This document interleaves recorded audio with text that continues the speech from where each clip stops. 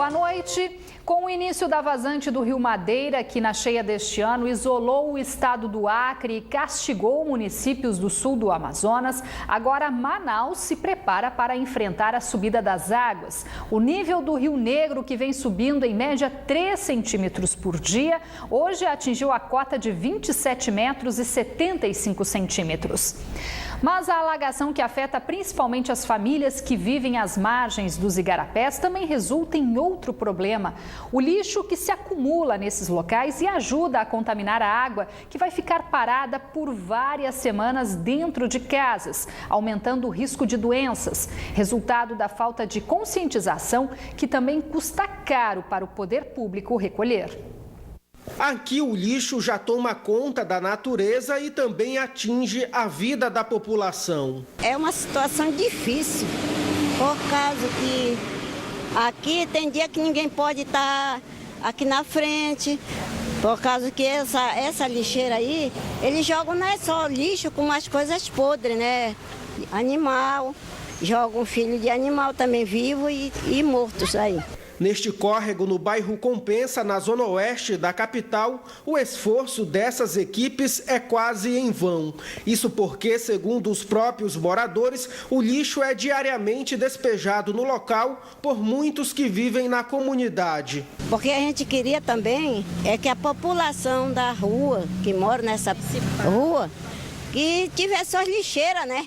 Mas eles não fazem lixeira. Eles são o primeiro a dar o exemplo para os moradores de dentro do Igarapé trazer o lixo. Essa outra moradora registrou a situação em um dia chuvoso. As imagens mostram o momento em que a água do córrego transborda com o acúmulo dos entulhos. E aqui alaga tudo, ninguém pode sair de dentro de casa. Aqui também fica mais ou menos quase na minha cintura, entendeu? De água. De acordo com esse encarregado de limpeza da prefeitura, apesar da coleta diária, das campanhas educativas e dos serviços de retirada do lixo que atendem regularmente a comunidade, a situação parece não ter controle. Existe lixo e as pessoas continuam jogando o lixo. Precisamos da consciência de todos para não jogar lixo nos nossos igarapés. A situação parte dos bairros e chega às margens do Rio Negro, em Manaus. De acordo com a Secretaria Municipal de Limpeza Pública, são retiradas cerca de 14 toneladas de lixo por dia das bacias e dos igarapés de Manaus. Uma média de 406 toneladas por mês. É o caso desta balsa aqui, que já acumulou mais de 400 toneladas de lixo em menos de um mês. Um gasto de mais de 2 milhões de reais com o serviço de limpeza pública. No caso aqui, a bacia do São Raimundo, todo esse lixo vem para cá de outras áreas? Sim, zona leste, zona oeste, todos deságua aqui. Então, a princípio, a balsa fica em posicionamento, né, junto com as nossas redes de contenção. Então, são retirados esses lixos, todos esses igarapés. Uma realidade que poderia ser bem diferente, como diz esse morador do bairro da Glória, também na zona oeste da cidade. Se a população toda tivesse consciência, no caso dessas pets, essas coisas assim, não jogasse para o Igarapé, seria bem mais melhor, né, o estado do Igarapé, entendeu? Então, eu penso assim. É triste a situação. O motorista do caminhão que se chocou com 2 postes de energia na zona sul de Manaus não resistiu aos ferimentos e morreu na noite de ontem. Ele perdeu o controle do veículo quando tentava subir uma ladeira. Esta manhã, ainda era possível ver o estrago causado pelo acidente que aconteceu no fim da tarde desta quinta-feira. O caminhão, que bateu em 2 postes, também destruiu parte do muro desta casa, depois de perder o controle nesta ladeira. Ele desceu, a capota saiu. O capuz do carro dele saiu, aí ele se desequilibrou e foi para o quintal do vizinho. O motorista José Eli Pereira, de 56 anos, ficou preso nas ferragens. Essas imagens, feitas por um cinegrafista amador, mostram o momento do resgate, que durou cerca de 3 horas. Mesmo assim, José não resistiu aos ferimentos e morreu. Faltou vários equipamentos, como a iluminação, que eles não tinham, que foi fornecido por nós. Nós tivemos que levar a lâmpada daqui. E demoraram muito para tirar o senhor de dentro lá da cabine. Segundo os moradores, essa é uma área perigosa, porque além de a ladeira ser muito íngreme, as ruas não têm sinalização. Só esse ano já aconteceram 6 acidentes por aqui. Um deles quase destruiu a casa de Suzana. Ela conta que os carros costumam passar em alta velocidade na via. Minha casa de esquina, aqui é Rua Conde de Tocantins, a minha de esquina com a Jequitinhonha. No meu terreno entrou 2 carros, fora nos meus vizinhos, que entrou um carro na minha vizinha e na minha outra vizinha. Eu não quero saber, ainda mais os caminhão grandes, ônibus, esses carros maiores, todos os carros. Por conta do acidente desta quinta-feira, o abastecimento de energia elétrica do bairro precisou ser interrompido, mas ainda nesta madrugada o serviço foi retomado. E no início da manhã de hoje, um idoso morreu atropelado na zona leste da capital. A vítima foi atingida quando tentava atravessar a avenida a poucos metros de uma faixa de pedestre. O acidente aconteceu na Alameda Cosme Ferreira, no bairro Coroado, por volta de 4h30 da manhã. Câmeras de segurança de uma oficina registraram o momento exato do atropelamento. As imagens mostram José Alves Moraes, de 75 anos, tentando atravessar a avenida. Em seguida, ele é atingido por um carro conduzido por Edson Marques dos Santos, de 32 anos. No vídeo, é possível ver a distância em que a vítima foi arremessada. Veja que o motorista voltou para prestar socorro, mas o idoso não resistiu e morreu no local. O acidente aconteceu a poucos metros desta faixa de pedestres. Segundo a família de Edson, o motorista ficou muito abalado, passou mal e precisou ser atendido pelo SAMU. O caso foi registrado no 11º DIP e Edson vai responder por homicídio culposo quando não se tem a intenção de matar. 4 homens armados assaltaram agora à tarde uma loja de artigos esportivos que fica dentro de um hipermercado no Distrito Industrial aqui na capital. De acordo com a Polícia Civil, eles conseguiram fugir, levando cerca de R$10 mil, resultado da venda de ingressos para o jogo entre Corinthians e Nacional na próxima quarta-feira. De acordo com a assessoria de imprensa do Nacional, os torcedores que compraram os bilhetes nesta loja não serão prejudicados. Até o momento, ninguém foi preso. O Corpo de Bombeiros de Itacoatiara encerrou no fim da tarde de hoje as buscas ao menino de 11 anos que está desaparecido desde ontem no Rio Amazonas. De acordo com a Polícia Civil, a criança participava de uma gincana escolar na orla da cidade e desapareceu depois de entrar no rio. Familiares informaram que o menino não sabia nadar. As buscas serão retomadas amanhã. 3 pessoas, sendo elas pai e filhos, foram presas esta manhã suspeitas de tráfico de drogas na zona centro-oeste de Manaus. O pai e os 2 filhos, um deles menor de idade, foram conduzidos para esta delegacia por suspeita de envolvimento com o tráfico de drogas. Com o trio, a polícia encontrou cerca de 2 quilos de pasta base de cocaína escondidos em uma residência na zona centro-oeste da capital. De acordo com este tenente da Rocan, os suspeitos estavam preparando o entorpecente quando a polícia chegou ao local hoje pela manhã. Então a gente não pode descartar a possibilidade de aquela área da Redenção ali já ser dominada pelo tráfico também. E a importância da população para denunciar. É muito importante, né? Graças a essa denúncia também para o nosso telefone 9280-7574, que nós fizemos essa prisão e tiramos aí essa grande quantidade de droga das ruas. O pai e o filho mais velho vão responder por tráfico de drogas, associação para o crime e corrupção de menores. Já o adolescente será encaminhado para a delegacia especializada de apuração de atos infracionais na capital. O Dia das Mães se aproxima e o comércio da capital espera um aquecimento nas vendas nas próximas semanas. E este ano a expectativa também aumenta devido à Copa do Mundo. As propagandas para o Dia das Mães ainda são tímidas. É que para muitos ainda falta bastante tempo para a data. E segundo esta universitária, o momento é para pesquisar. Pesquisando os preços, onde a gente encontra mais em conta, né? É o Dia das Mães. E aí, mas hoje não vai comprar? Não, hoje não. Hoje a gente veio só pesquisar. Mas o que não perde força é a propaganda para a Copa do Mundo. Assim, geralmente agora a gente vai tentar vender, ver se melhora as vendas pra gente também, né?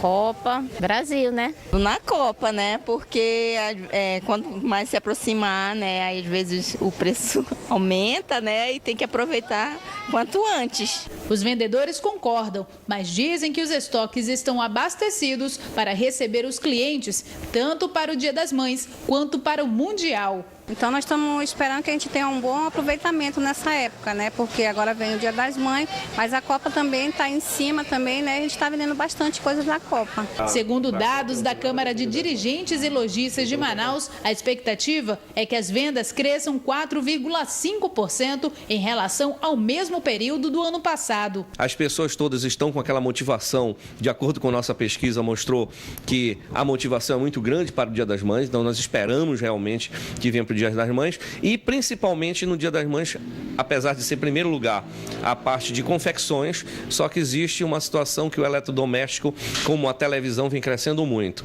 Mas nem todos os comerciantes estão tão otimistas assim. Essa gerente conta que as vendas nesse mês foram muito fracas. A gente sempre se prepara com mercadorias boas, sendo que a gente está até com medo, né, por conta desse movimento. Porém, o que a gente tem dito a todos os comércios, todos os lojistas, dizendo quem não enfeitar a sua vitrine, quem não melhorar, quem não der espaço, quem não trabalhar em cima de preço, quem não fizer o seu parcelamento, não vende.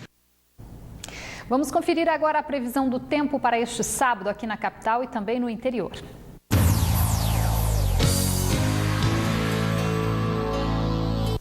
Em São Gabriel da Cachoeira, o tempo fica encoberto a nublado, com previsão de chuva no decorrer do período. As temperaturas variam entre 22 e 32 graus. Em Manaquiri, o sol predomina entre nuvens, com chance de chuva isolada. Mínima de 24 e a máxima chega aos 30 graus. Na capital, o tempo fica encoberto a nublado, também com possibilidade de pancadas de chuva. E as temperaturas variam entre 25 e 32 graus.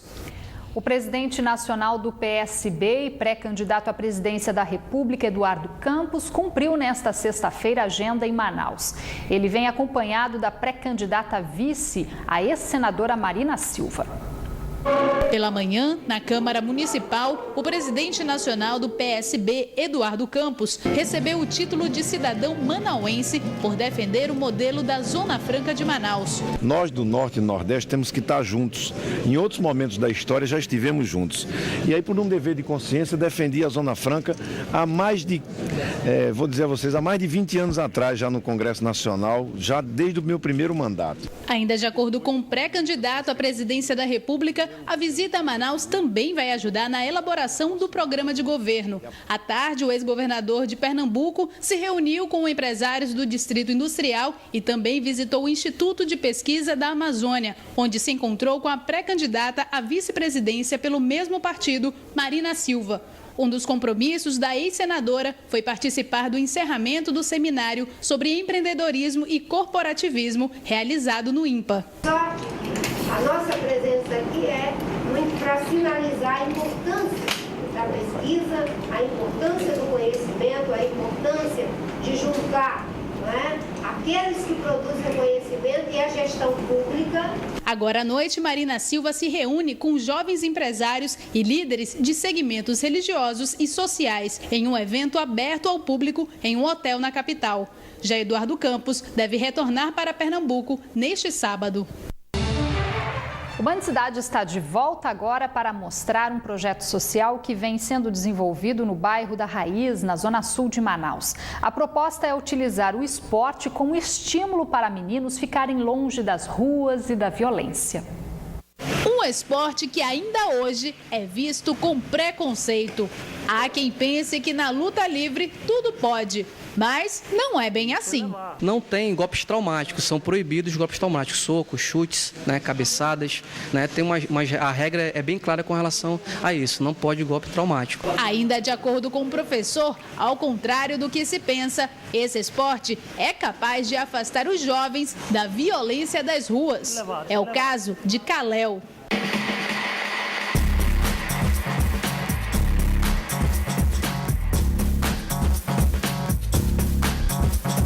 Hoje o lutador coleciona medalhas, mas há 2 anos a história dele era bem diferente. Eu não fazia nada. Quando dava mais 2 horas, eu saía de carro para arrumar confusão. Aí o papai ia ter que ir atrás de mim lá para me buscar. O pai conta que a vida do filho agora é focada nos estudos e nos treinos de luta livre. A vida de desocupado ficou para trás. Todo adolescente, quando chega a uma fase da adolescência, ele acha que já pode tomar uma liberdade maior, já pode fazer o que quer. No caso do meu filho, eu estive sempre lutando. Mas ele sempre foi um menino assim meio problemático. Os treinos também fizeram a diferença na rotina de Everton, que começou no esporte há pouco tempo e mesmo assim já tem grandes objetivos traçados. É chegar lá no UFC, no jiu-jitsu, onde for, no WE, no UFC, tanto faz chegar até lá e ganhar um cinturão, medalha, dinheiro, tanto faz, para trazer o melhor para a academia.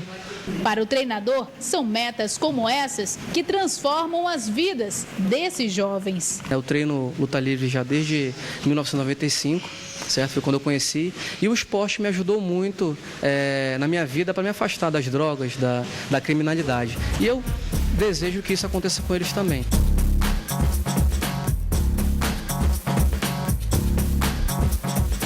Bela iniciativa. E neste fim de semana será definido mais um finalista do segundo turno do Campeonato Amazonense. Princesa dos Solimões e Penarol disputam a vaga para enfrentar o Nacional, que já garantiu a classificação. A equipe de Manacapuru joga com a vantagem da vitória na primeira partida por 4-1 contra o time de Itacoatiara.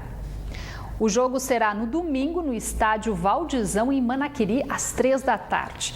E agora há pouco, o coordenador da UGP Copa, Miguel Capobiango, confirmou que a CBF aceitou o pedido do Princesa para disputar a partida contra o Santos, válida pela segunda fase da Copa do Brasil, na Arena da Amazônia, no dia 8 de maio. Esta semana, a equipe de Manacapuru garantiu a classificação para a próxima fase da competição, mesmo perdendo por 4-2 para o Brasiliense do Distrito Federal.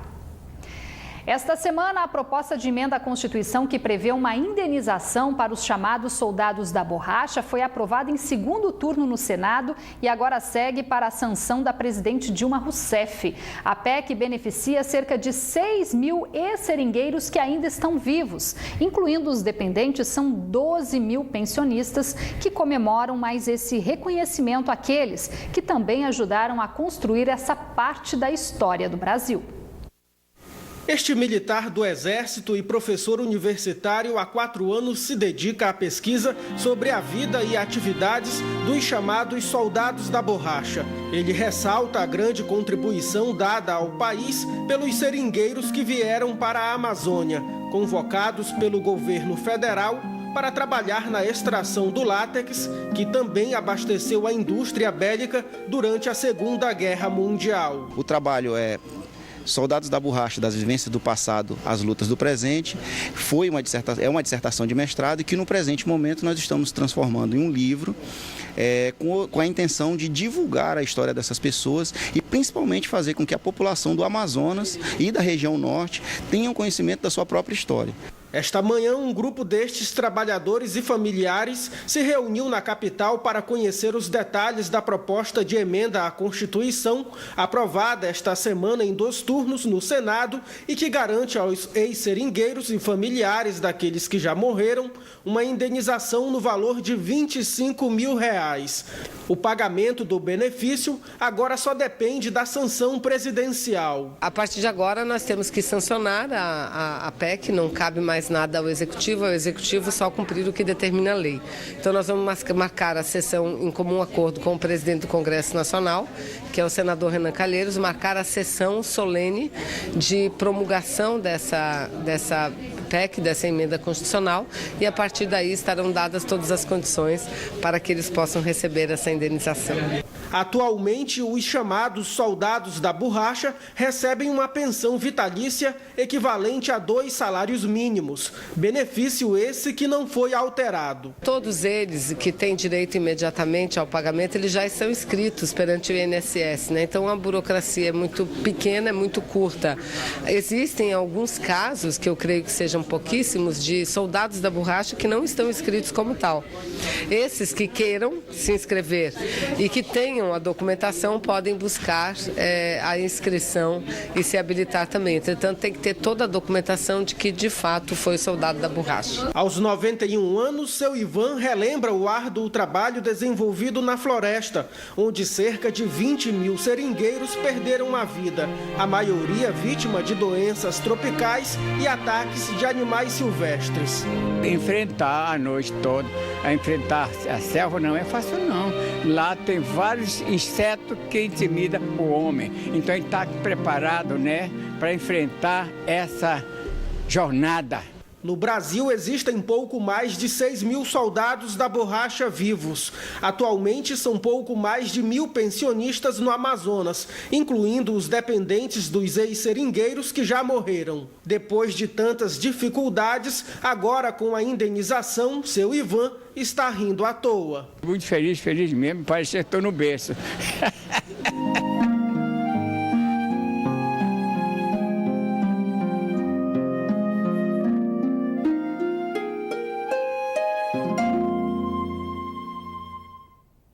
Mais um reconhecimento. O Band Cidade termina aqui. Para rever esta edição, acesse band.com.br/Amazonas. Amanhã tem Band Cidade Entrevista a partir de 6:50 da noite, que recebe o coordenador da UGP Copa, Miguel Capobianco. Você acompanha agora as notícias do Brasil e do mundo no Jornal da Band. Uma boa noite para você. A gente volta a se encontrar na segunda. Até lá.